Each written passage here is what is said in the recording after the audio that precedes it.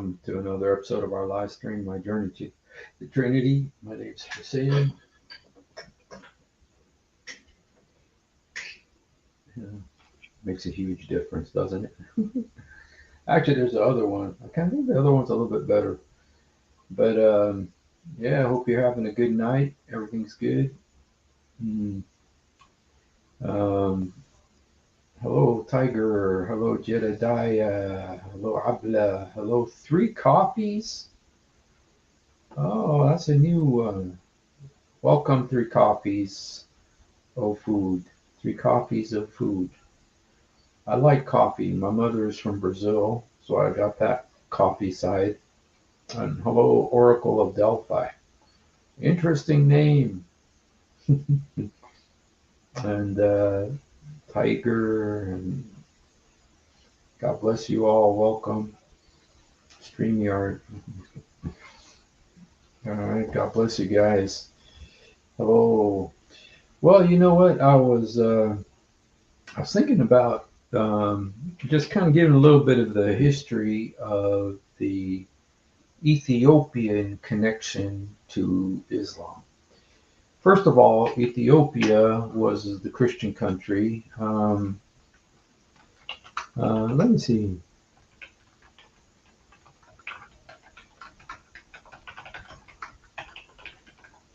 Ethiopia was one of the first countries to become a Christian country. Uh, Christianity in Ethiopia is the country's largest religion, with members making up 68% of the population. Rock and roll. Christianity in Ethiopia dates back to the ancient kingdom of Aksum, when King Ezana first adopted the faith, 4th century AD. This makes Ethiopia one of the first regions in the world to officially adopt Christianity. Wow. Various Christian denominations are now followed in the country. Okay, these are different kinds of churches. Wow. So praise the Lord. Christian churches in Africa surpassed in age by the Church of the East. The Armenian Apostolic Church, the Syriac Orthodox Church, the Greek Orthodox Church, and the Coptic Church of Egypt. It has membership of 32 to 36 million, the majority of whom live in Ethiopia, and is thus the largest of all Oriental Orthodox churches. In size are the various Protestant congregations, which include 13.7 million Ethiopians. Wow. Before the 4th century, a mixture of religions existed in Ethiopia, with parts of the population adhering to a religion that worshipped the serpent king Arwe, and others adhering to what scholars called a Judaized form of religion. Although Christianity existed in the region long before the rule of Aksum, the religion took a strong foothold when it was declared the state religion in 330 AD. Recorded a personal account, as did other church historians such as Socrates of Constantinople. The Garima Gospels are thought to be the world's oldest surviving illuminated Christian manuscripts. Wow, I got to study this a little bit more. Really, this is interesting. Now, there is a connection, supposedly, and it's maybe just myth, but a connection to King Solomon, that there was this guy who was supposedly like related to Solomon, a son of Solomon. I think he's supposed to be the son of Solomon and the Queen of Sheba. And you know, also, they also think that a copy of the Ark of the Covenant is in Ethiopia. That's where they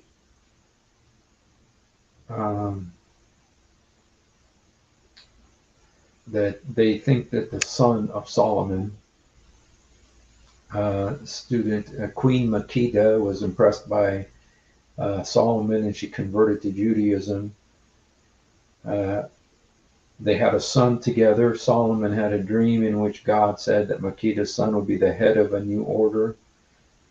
Um, these are mythology. A lot of this is just mythology. But Ethiopia has a deep connection to Solomon, and a deep connection to also in the Book of Acts. The Ethiopian eunuch. Remember, he was the one. The Book of Acts has European. The centurion is European, has the Semitic, the Jews, and it has the African, being the Ethiopian eunuch, had believers from all those areas. And so, Ethiopia is really a rocking place. And they, I don't know how much they, but they consider themselves a Christian country. And so that's awesome. So anyway, they had a reputation for being a kind people, and so when Muhammad kind of showed up on the scene and started, destroying, not so much like Somalia, Kenya is also being really well with Obama's influence. Since I like Ethiopia, not so much Somalia. Kenya is being Abdullahized. Pray that would stop in Jesus' name. So anyway, I got a couple of articles I wanted to read. Where's the other one? I have one other one. I'm not sure where it went. Let me just look and see if I find it. Ethiopia. I don't know where the first article on Ethiopia went. Let me see if I find it here. Just a second.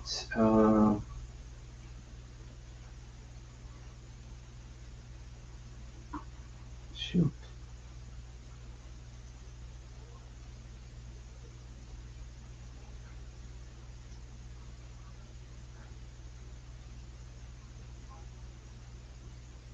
Okay.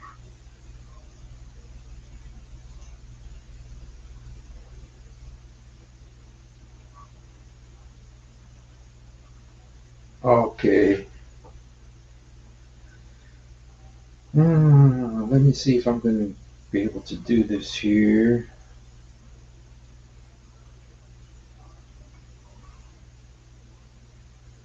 Okay, let me see if I can do this here. I'm not sure. I hope I didn't mess things up here.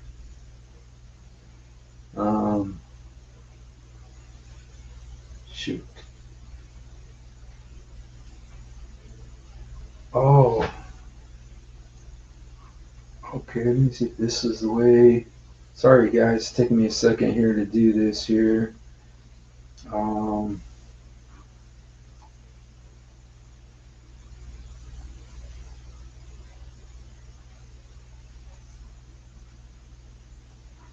oh, what happened? Let me see if I go here. Shoot. Okay. Okay. Well, let me see if I can do this. Let me see if I can do this. Okay. And yeah, I just wanted to make a copy of this.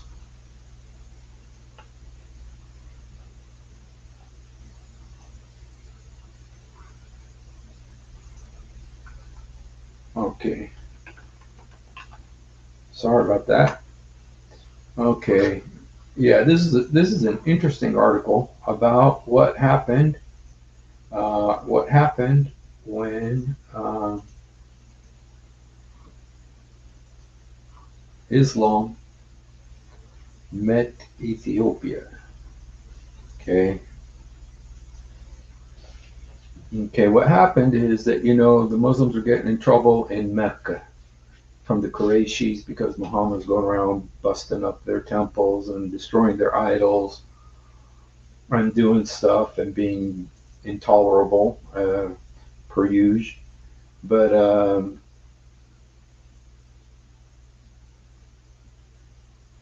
okay, all right. But Steve, Ethiopian links with King Solomon could be true. Yeah, they could be true.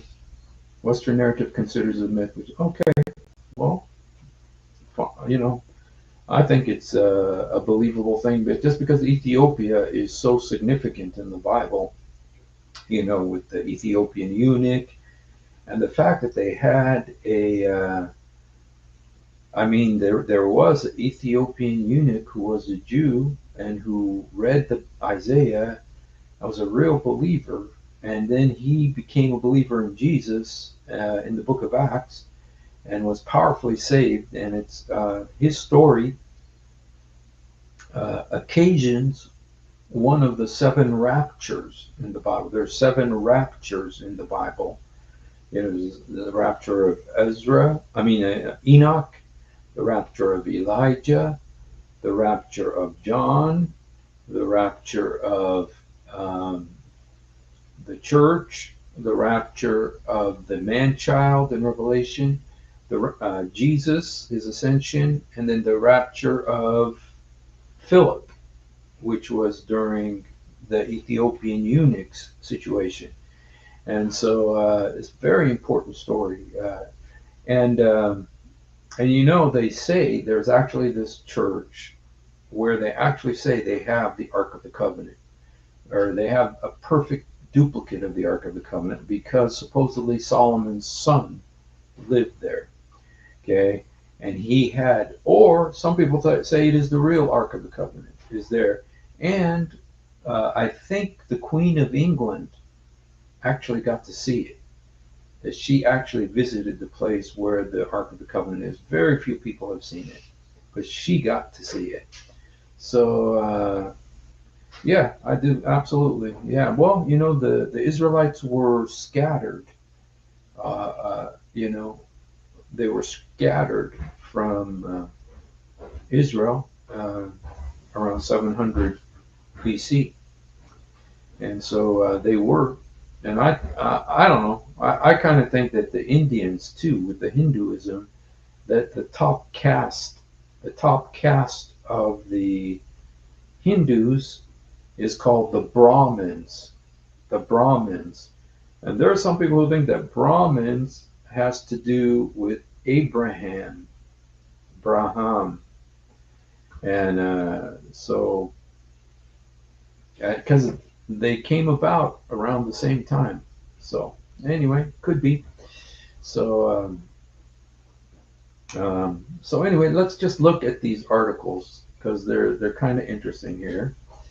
Okay, now Ethiopia was called Abyssinia. So you see this: the migration to Abyssinia, Hijra ila al-Habasha. Okay, in Arabic, Ethiopia is called Habash, which is so funny because that's also the Arabic word for Turkey. And in Portuguese, the word for Turkey is Peru, and there's a country called Peru.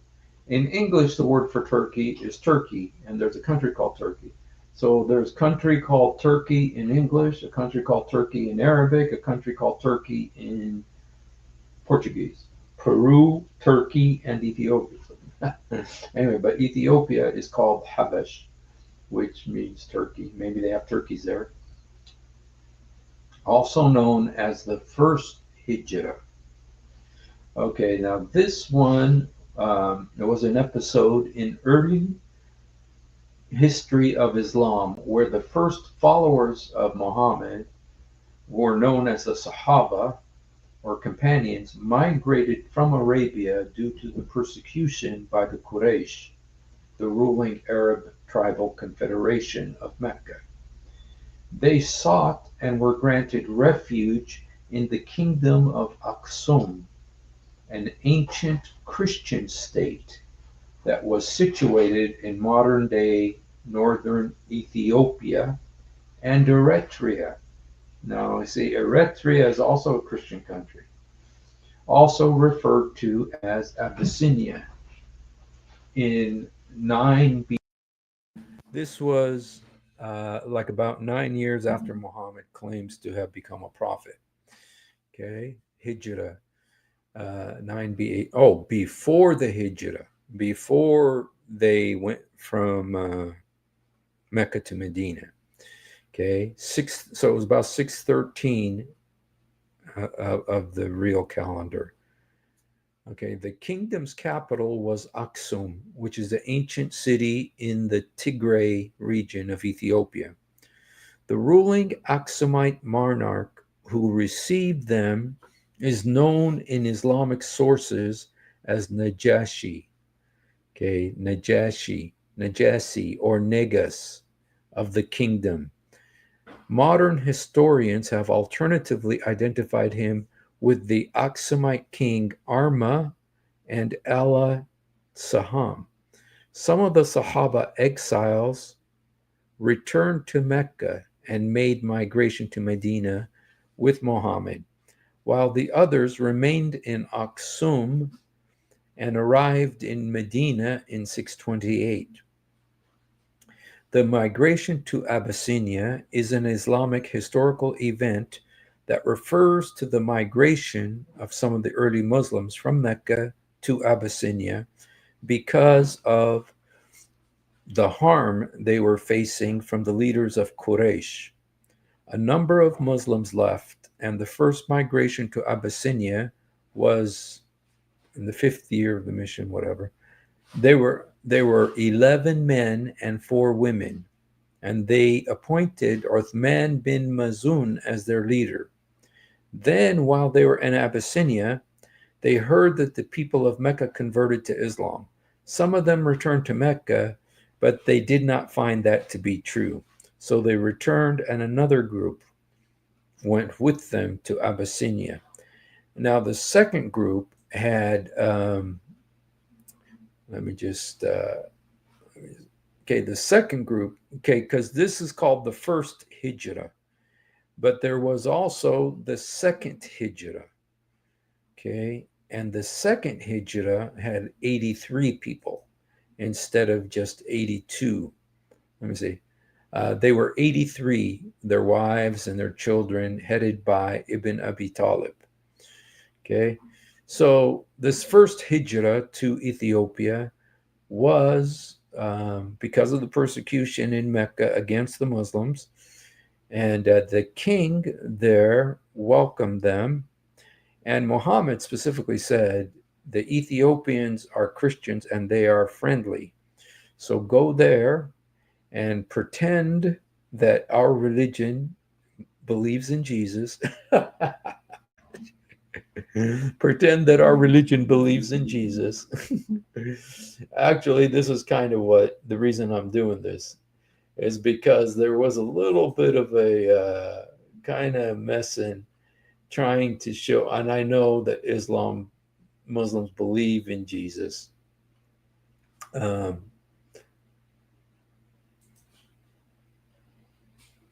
My dad's war stories included how he traveled through Abyssinia en route to Egypt. Oh, wow. Yes, the Brahmins have Jewish blood too, and their ancient practices. Wow. And they were the top caste. So it's interesting. Yeah.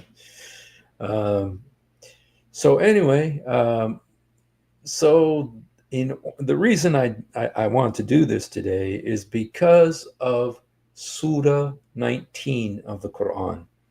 The reason I was wanting to do this today is because Surah 19 of the Quran, it's called the Surah of Miriam, the mother of Jesus. Well, apparently the reason there was this surah is so that when they go to Ethiopia, they could present themselves as semi-Christian. And like they could say, look, we believe in Jesus and we believe in Mary.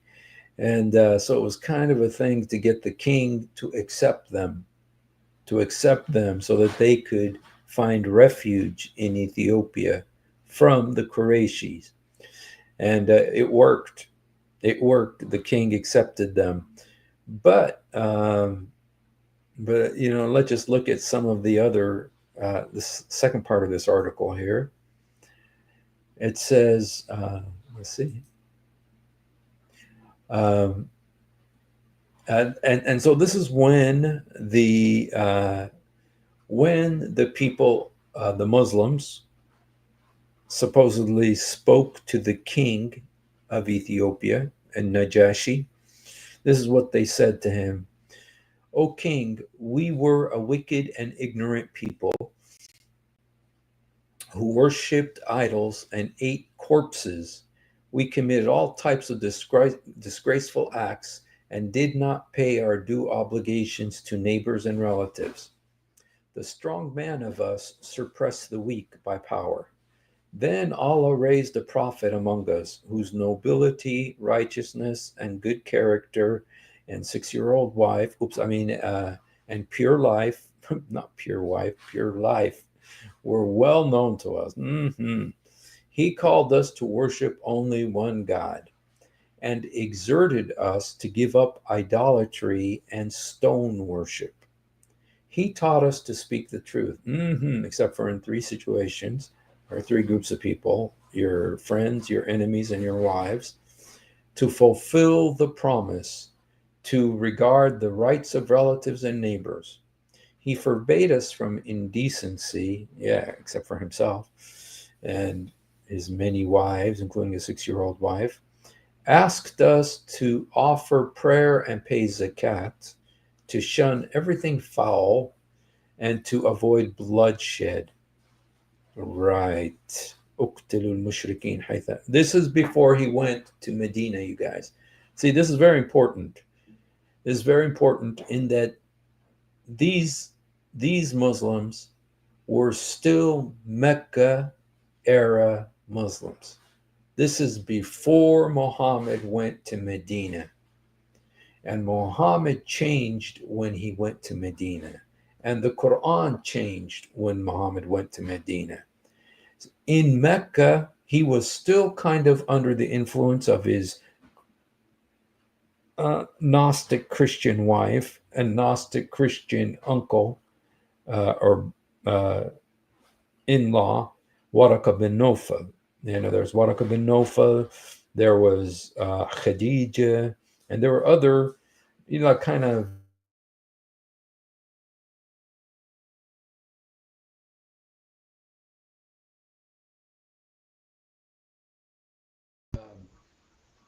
oops, let me see.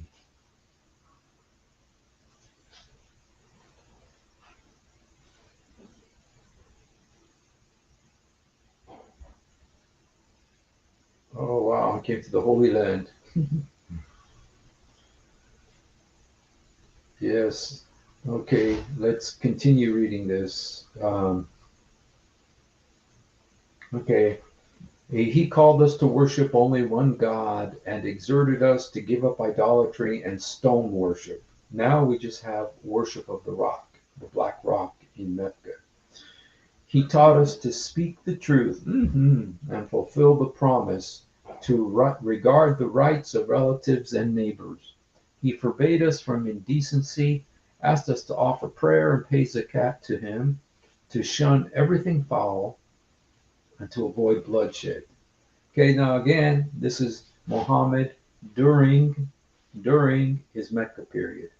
This is before he moved to Medina. He forbade adultery, lewdness, to telling lies, right, misappropriating the orphan's heritage, bringing false accusation against others, and all other indecent things of that sort. Here they go. He taught us the Holy Quran, the divine revelation. When we believed in him and acted upon his nice teachings, they were nice still because this is Mecca, remember, Our people began to persecute us and to subject us to torture. When their cruelties exceeded all bounds, we took shelter in your country by the permission of our prophet. Okay, so this is what happened, and that this group of Muslims were sent. There's only like 12 of them. It wasn't like this was a huge number. It was like 12 or 13 of them. There was 11 men and 3 women, and one even went there and actually became a Christian. There's one who, after a while, somehow figured out that Muhammad was a false prophet, and he left Islam and he actually became a Christian. So you can see the influence of the Christian Ethiopia. And what's interesting now is the king's reaction. Okay, so this will tell us a little bit about the king's reaction to these. Okay, the Christian king requested their revelations from God. Ja'far recited a passage from the Quran, Surat Miriam, chapter of Mary. When the king heard it, he wept and exclaimed, "Verily, this is the word of Jesus. The Injil has come from the same source of light, Misket." However, one of the envoys, Amir ibn al-As, ibn al-As, that family was the source of lots of trouble, thought of an alternative tactic. On the following day, he returned to the king and told him that Muslims had disrespected Jesus. When the Muslims heard that the king had summoned them again to question them about their view of Jesus, they tried to find a diplomatic answer, but ultimately decided to speak according to the revelation they had received. When the king addressed Ja'far, he replied that they held Jesus to be the servant of Allah, his prophet, his spirit, and his word, which he cast into the pure Virgin Mary. Muslim accounts state that upon hearing these words, Negus, that's the king, declared that Jesus was indeed no more than what he had said. Uh-oh. Really? He turned to the Muslims and told them, "Go, for you are safe in my country." He then returned the gifts to the envoys and dismissed them. Really? Uh-oh. That's not good. Uh-oh. Really? Negus declared that Jesus was indeed no more than what he had said. Uh-oh. Bad news, you guys. Shoot. Let me just look. Did Najashi embrace Islam? Did Najashi convert to Islam during the Prophet's lifetime? Is it true that al-Najashi became a Muslim during the Muhammad? If yes, can you please quote what the book says? Okay, yes, al-Najashi, Negus, the king of Abyssinia, converted to Islam during the life of Muhammad. Below is an extract from Ar-Rahiqul Makhtum biography. Okay. Negus, king of Abyssinia, his name was Ashama bin al-Abjar, received Muhammad's message, dispatched by Amir bin Umayyah al-Damari. Damar, by the way, means destruction in Arabic. which Tabari referred to early, either late in the 6th year or in the 7th year. Deep scrutiny into the letter shows that it was not the one sent by after al-Hudaybiyah event. Wording of the letter rather indicates that it was sent to that king when Ja'far and his companions emigrated to Abyssinia, Ethiopia, during the Meccan period. One of the sentences reads, "I have dispatched my cousin Ja'far with a group of Muslims to you. Do be generous towards them and give up haughtiness." Al-Bayhaqi, on account of on the authority of Ibn Ishaq, gave the following narration uh, of the letter that Muhammad sent to Najash. Okay, wow, you guys, I'm really disappointed in this guy. The letter is sent from Muhammad to Najash. Peace, okay, to God. I bear witness there is no God but Allah with no associate. He has taken neither a wife nor a son. And Muhammad is his slave and messenger. I call you to the fold of Islam. If you embrace Islam, you will find safety. Say, Muhammad, O people of Scripture, Jews and Christians, come, um, come to a word that is just between us, that we worship none but Allah, and we associate no partners, and that none of us shall take others as lords besides Allah. Then, if they turn away, bear witness, we are Muslims. Should you reject this invitation, then you will be held responsible for all the evils of the Christians of your people. A version of the letter above discloses uh, painstaking effort and used all means imaginable to verify the text of the letter that reads as follows: From Muhammad to Najash, peace to him who follows true guidance. Salutations. I entertain Allah. There's no God but He, the sovereign, the holy, source of peace, the giver of peace, the guardian of faith, the preserver of faith. I bear witness that Jesus, the Son of Mary, is the Spirit of Allah and His Word, which He cast to Mary, the Virgin, the good, the pure, and that she conceived Jesus. Allah created Him. Okay, so this is not the real Jesus. Allah created, okay, Jesus is uncreated, from His Spirit and His breathing as He created Adam by His hand. I call you to Allah alone, with no associate, and to His obedience. Follow me, and to believe that which came to me. I am the messenger of Allah. I invite you and your men to Allah the glorious. Okay. The text of this letter, doubtlessly authentic, to maintain that it was written by after a Hudaybiyah event is still a question lacking definite evidence. The parchment placed it on his eye. Okay, Amir bin Umayyah ad-Damari communicated this letter to Najash. He took it, the parchment, placed it on his eye, descended to the floor, confessed his faith in Islam, and wrote the following reply. From Najash to Muhammad. Shoot, I'm really disappointed, you guys. I didn't know about this.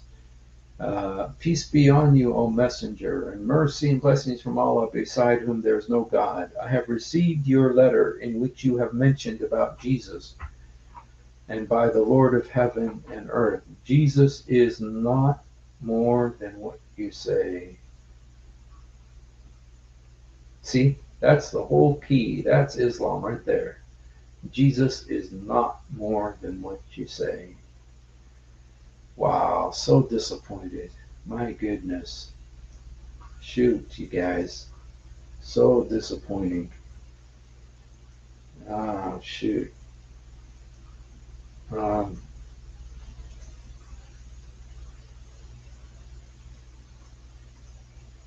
um, let's see.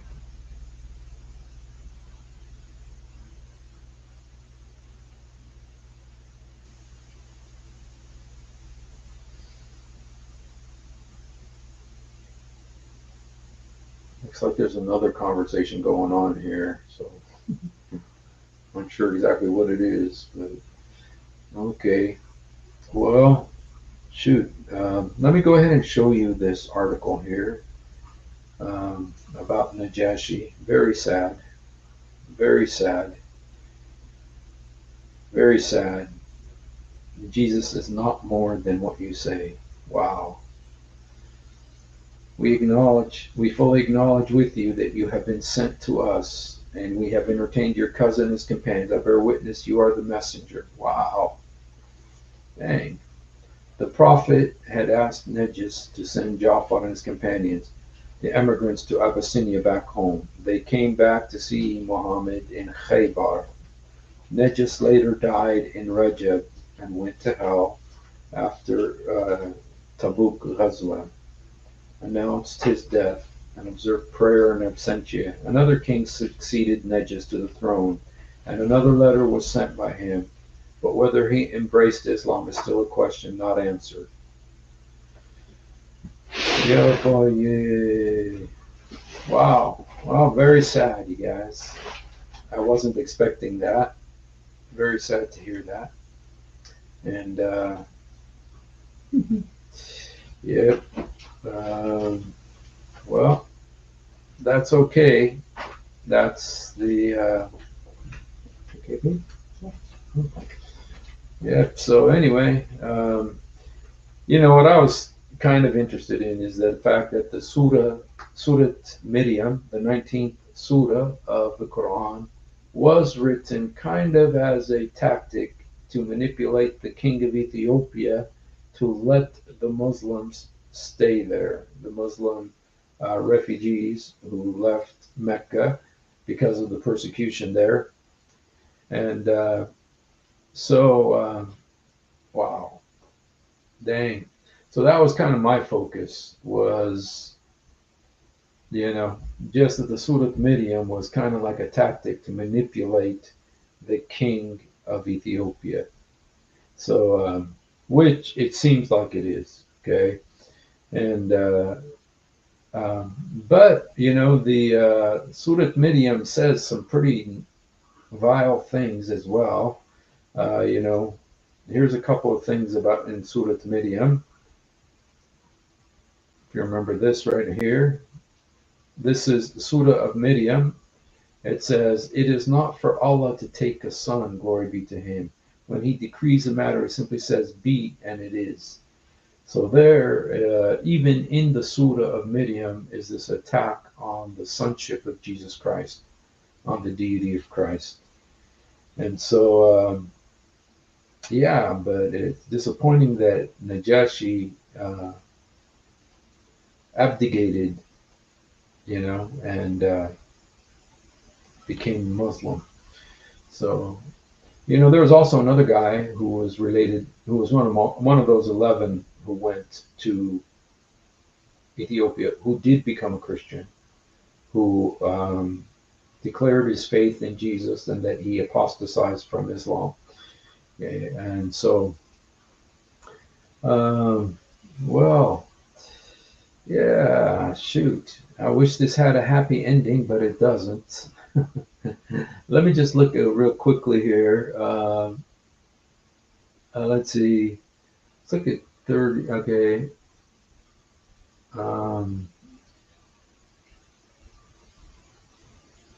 38 to 41. Let's just look at this 38 to 41. 38 to 41. Tiger says, "Hi, babe." Okay. How clearly they will hear and see on the day when they come to us, but today the wrongdoers are clearly astray. And warn them, O prophet, of the day of regret when matters will be settled and they are engrossed in heedlessness and disbelief. Indeed, it is we who will succeed the earth and whoever is on it, and to us they will be returned. Mention in the book the story of Abraham. He was surely a man of... So this is kind of aimed at the Christians, okay, and telling them to come to Islam. And so, Yeah, so that was the shoot. Okay, let's look at some other. Um, Talks about Moses, talks about Aaron, talks about Ismail, Idris, 57 to 58. Let's look at 57 to 58. I'm kind of curious. 57 to 58.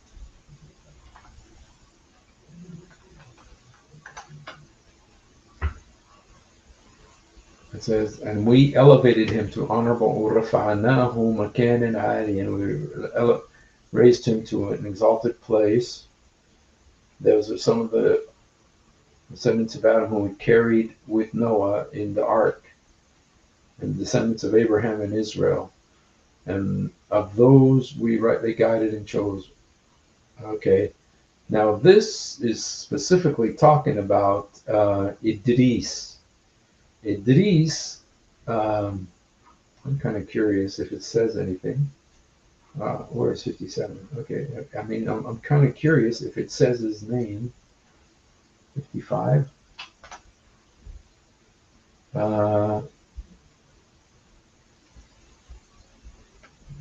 Okay, Idris, yes. Idris apparently is Enoch. إنه كان صديقا نبيا. We elevated him to an honorable status. Okay, now this could be that he was, it says that he's in the fourth heaven in Islam. And we know the Bible of course doesn't say that. Muhammad obviously heard this from the Jews, and he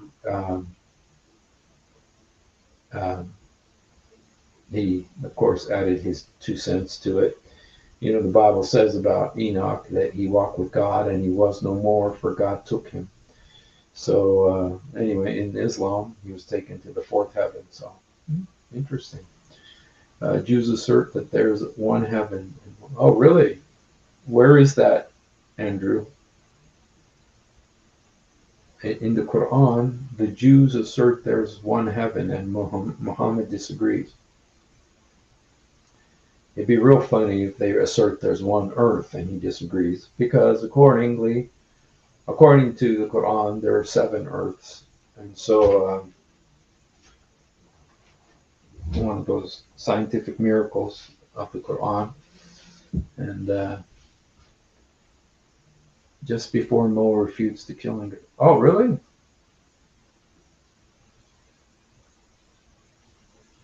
Really? On the chapter 4, 157? 8 heavens and 8 earths in the Quran? Let me look at that. 7 plus 1 for each.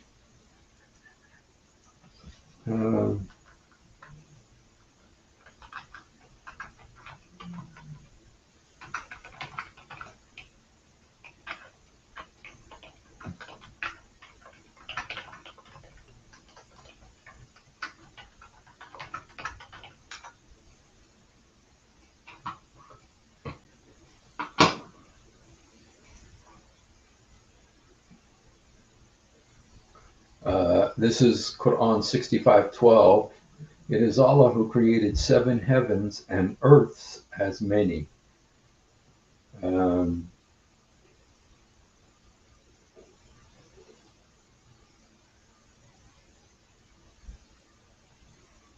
earths. So there's 7 earths. Well, let's see where that is. 65:12. Let's see what the Quran x.com 65:12. Oops. QuranX.com. I'm kind of curious what Ibn Abbas has to say about that. Okay, commentaries. Ibn Abbas is the only one that we know of that Muhammad prayed for, that he would be the leader leader or the Hibr. Oh, 6512. Okay, it doesn't talk about it.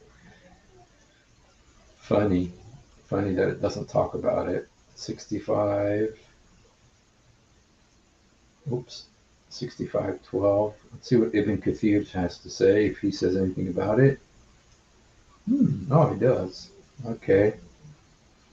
Allah the Exalted asserts his perfect power and infinite greatness. Okay. See you not how Allah has created 7 heavens above one another? The 7 heavens and the earth. Okay. والأرض ومن فيها تسعة تسبح له السماوات السبعة والأرض ومن فيها طباقٍ.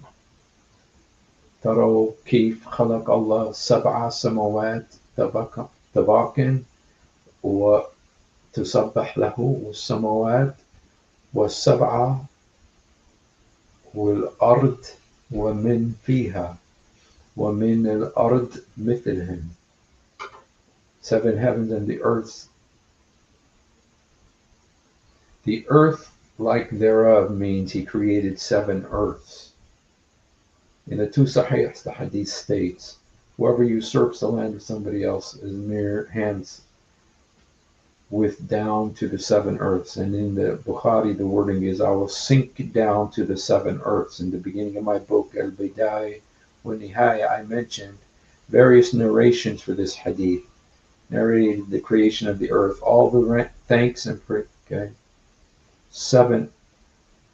Those who explain this hadith to mean 7 continents have brought an implausible explanation that contradicts the letter of the Quran without proof. This is the end of the tafsir of Surah Al-Talaq. Okay, so he's saying Sab'a Aradin. Kasat bihi ila Sab'a Aradin. Okay, so that is talking about 7 earth, 7. The 2 Sahihs is a hadith that states Sab'a Ardin, which means 7 earths. 7 earths. And some people want to say that means 7 continents, but it doesn't. Let me just show it to you. So the Quran says that there are 7 earths. Here, Ibn Kathir commentary. This is Ibn Kathir now. Down to the 7 earths. El-ard tuka min sab'a aradin. Okay, he created 7 earths. And of the earth like thereof means he created 7 earths. وَمِن فِيهُنْ وَمِن الْأَرْضِ مِثْلُهُنْ. Okay, this is what the Quran says, and of the earths like it. And this is explaining that he created 7 earths. Now I'm curious. Okay, I'm kind of curious now. There has to be some great scholars who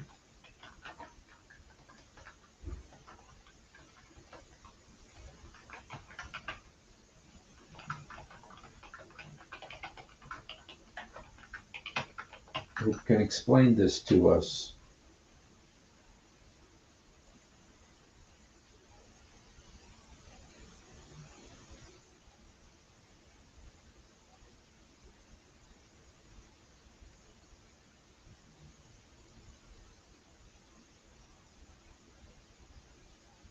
Okay, let's see if we can get some insight from our friends about what exactly this means.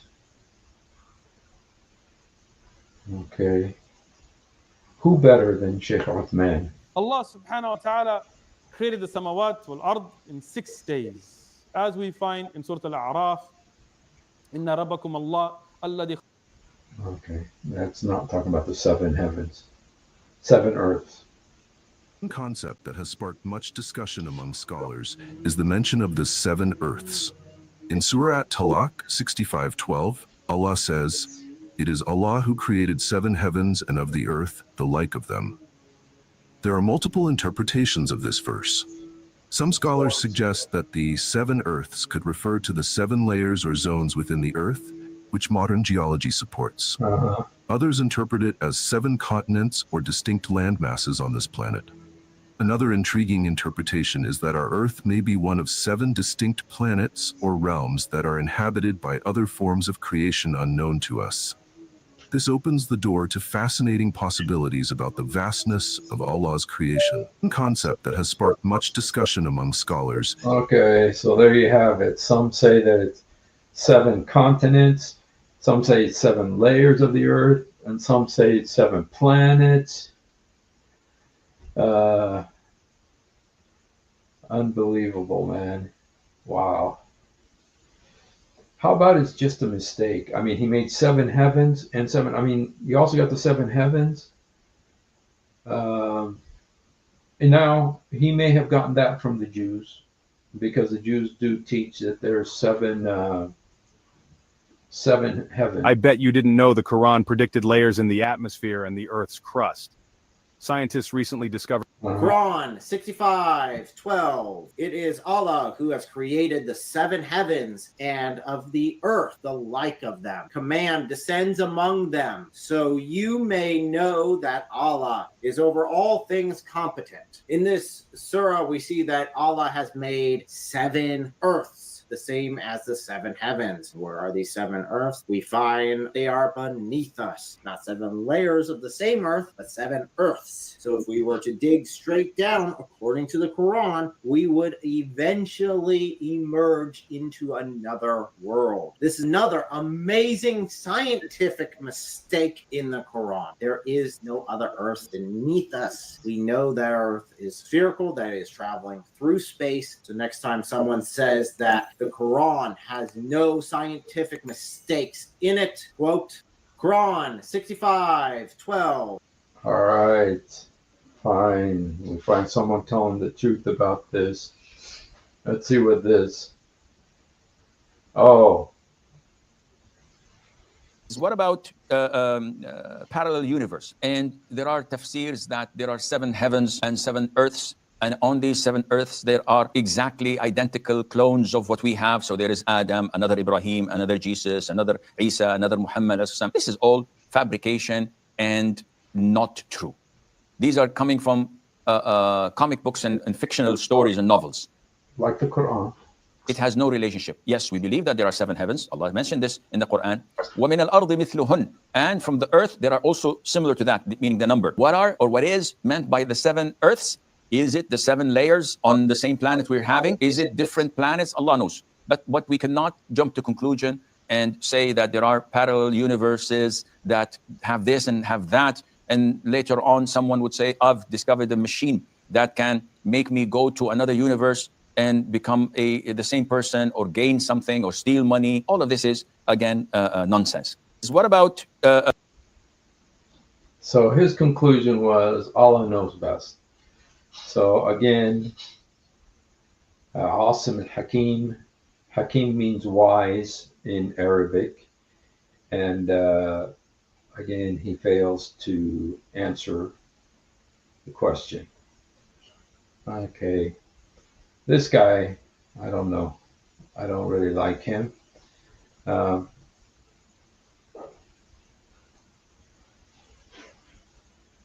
Okay. Ahmed Didat. Let's see what Ahmed Didat says. Hello everyone, peace of the Lord with everybody. Oh, this Christian Prince. We are just trying to give you more education about the Quran, and the much we read, as we know, the much. I think it's okay to play Christian Prince because other people play his stuff too. Hello everyone, peace of the Lord with everybody. We are just trying to give you more education about the Quran, and the much we read, as we know, the much we we refuse this book. My topic today is about the seven earth and the seven sky. But before I go over this, I want to show you how much Allah is obsessed with the number seven. You know, the number seven, by the way, is exist in the Bible, and some verses even stolen from the Bible. But Muhammad, he's so obsessed with the number seven. You know, if we go and search in the Quran, 7 or 70, we will see the following.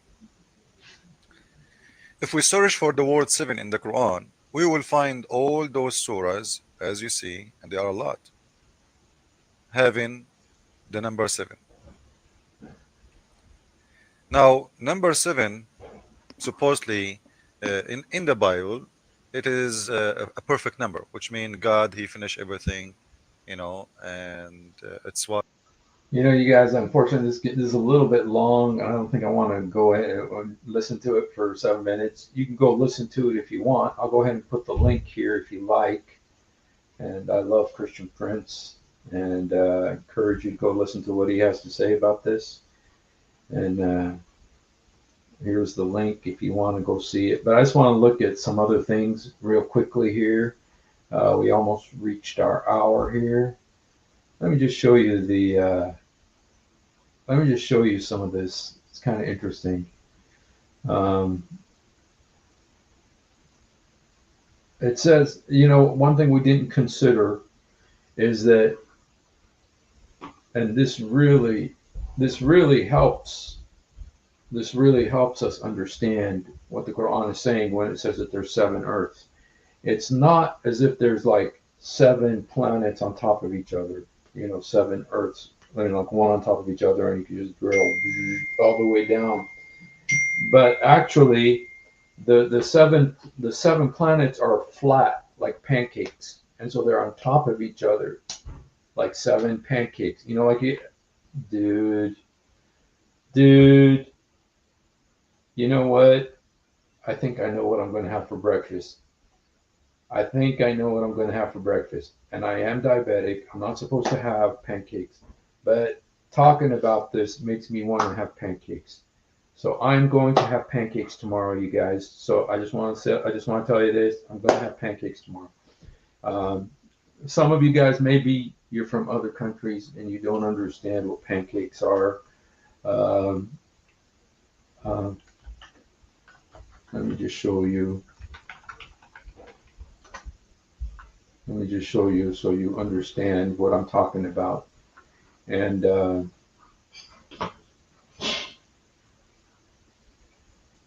because I know some of you guys are like, whoa, what is he talking about? I never heard of pancakes before. So I want to show you, but this will also help you to understand the Quran more. This is a way to help you understand the Quran more. See, these are pancakes. 1, 2, 3, 4, 5. See, these are just 5. The Quran says there are 7 earths, and they're on top of each other like pancakes. And I am going to have pancakes tomorrow for breakfast, you guys. It's almost my birthday, so I'm going to have pancakes tomorrow. So anyway, that's kind of an aside. In our country too, do you? So anyway, guys, but that, you see, that really explains the Quran. You see, you thought it's ridiculous, the Quran, 7 circles on top of each other like 7 beach balls. And no, it's not like that at all. It's like 7 pancakes because the earth is flat according to the Quran. So you have 7-layer pancakes. Okay, let's see what our brother Lewis is sending us. Okay. Oh yeah. Also, you guys, the 7 pancake earths, 7 pancake earths on top of each other are on the back of a whale, which you guys knew about that. We've done many programs about on top of a whale. The whale's on top of a bull. Okay, this is according to Hadith. Okay, Surah Al-Kafi. Okay, let me see. So, you know, You know what? I really think that this is very important to share with people. And so let me, okay, save. Okay, save. Okay, let me see if I got these, if I could send it to myself.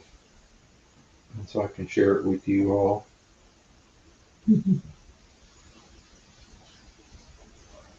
Oh, probably, yeah.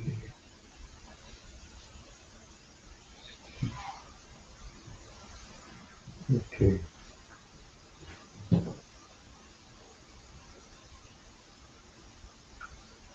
Okay. Now I can share it with you. This is from our brother, Truth Defender.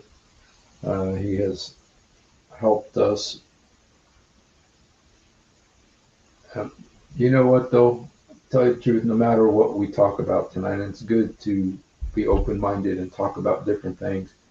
But in all honesty, no matter what we talk about tonight, my mind is set on pancakes, and it's so hard for me to think about anything else right now. And so, okay, okay, there's Steve Match me.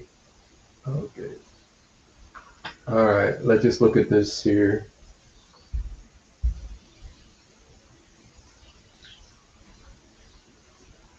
Okay. Mohammed from Ahmed narrated, I asked him about the earth, what thing does it rest upon? He said, it is upon a whale. I said, so the whale, which thing does it rest upon? He says, upon the water. I said, so the water, upon which does it rest? He said, upon a rock. I said, so upon which thing does the rock rest upon? He said, upon the horns of a bull. I said, so upon which thing does the bull rest? He said, upon the mist. I said, so upon which thing does the mist rest? He said, this is how far knowledge of scholars is permitted to reveal, and beyond this is strain. So this is what Muhammad said. Al-Kafi. Okay, Al-Kafi, you guys, is the Shiite Bukhari, the Shiite Bukhari. But here is a picture. So to help you understand it better, okay, here's the earth, but there's 7 of them. Remember, like the pancake picture. In case you forgot, I can show you the pancakes again. So there's the bowl, there's the rock, there's the water, there's the whale, and there's the earth. 7 earths. So, flat earth, whale, water, rock, bowl, horns, mist. You can write a rap about this. 1 verse for each of those. So yes, cylinder, habitat, and space.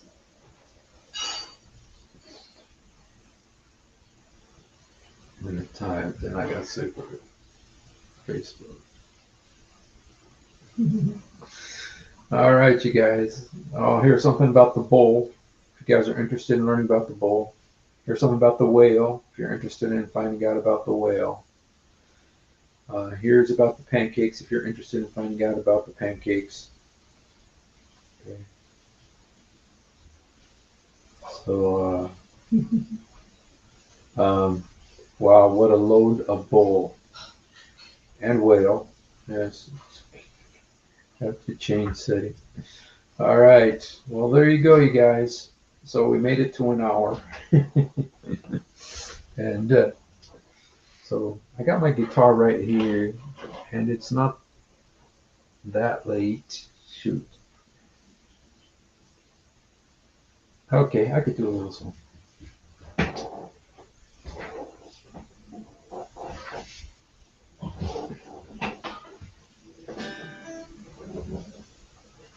On the Road with Jesus. I've been on that program, On the Road with Jesus. She loves the Lord. I've been on her program before, so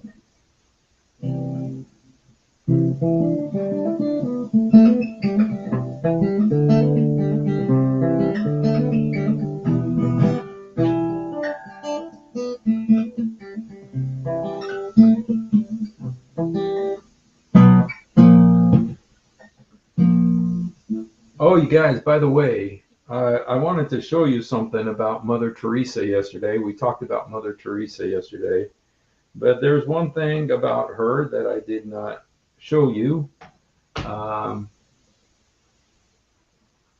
Let me just show you the something else that Mother Teresa said that I was not very happy with. But let's see if I.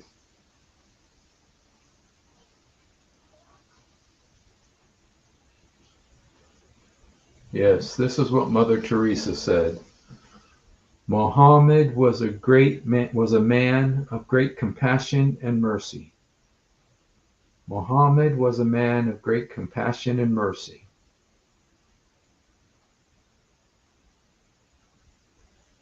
Now, is that true? Did she really say that? I won't be surprised with the other stuff that she said if she meant that, if she said that. Muhammad was a man of great compassion and mercy. Really?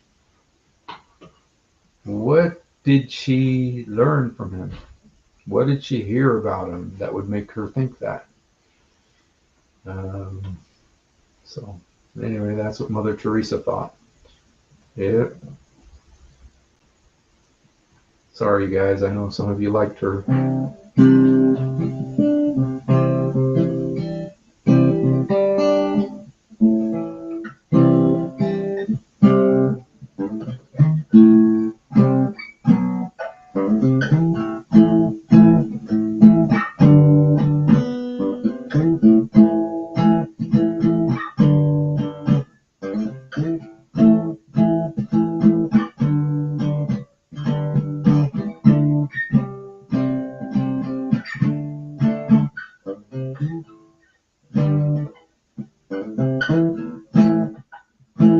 Going up the mountain with that load on your shoulders. Wasn't my burden, my hurting, and the words that I said. When you look at me, I know you look right through me. But tell me, did you take it up so I could lay it down? Gentlemen knocking at the door that you never will break open. Though we could, he never would, it even for the owner to decide. When you find that the door that you used to lock him out, it's the same one that locks us up inside.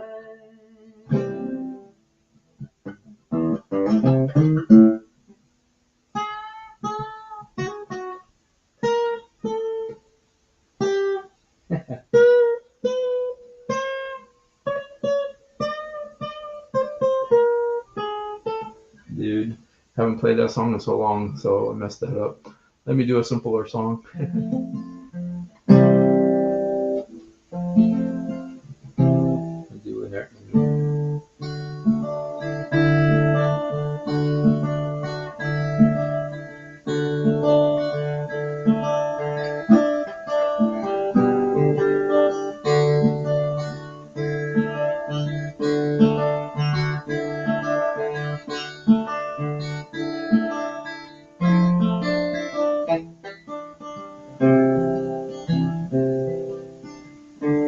As I look around and see the world, people running away from you, headlong into destruction.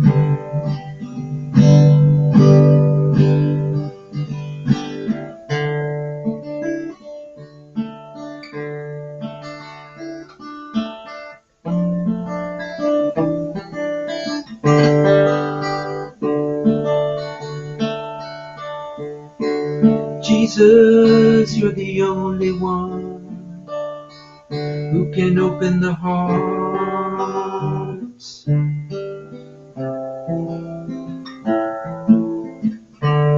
Jesus, you're the only one. You're the only one to heal.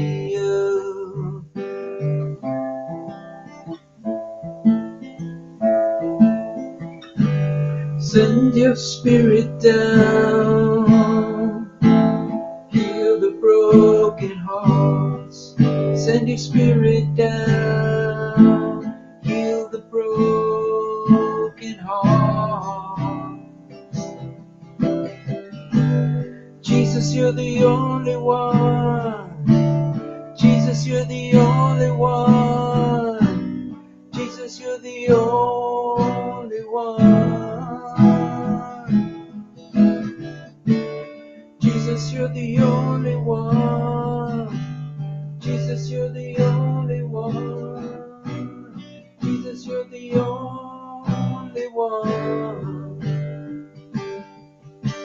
We need you.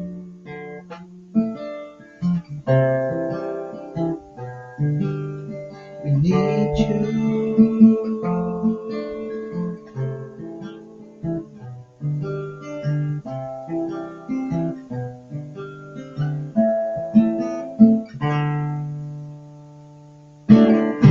All right.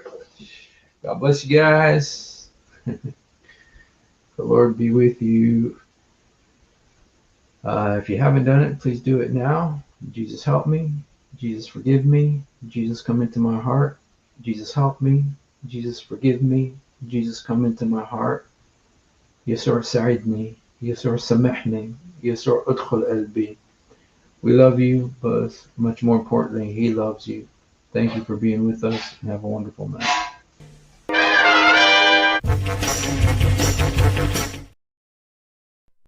If you have ever wondered why dull apologists lie so much, it's because on a rare occasion that they tell the truth, this happens. One of the reasons I accepted Islam was the scientific miracles. I'll be honest with you. And now we know that this whole scientific miracles was absolute nonsense. You're going to have to repeat that. Now that the standard narrative has holes in it. That's what I'm going to say.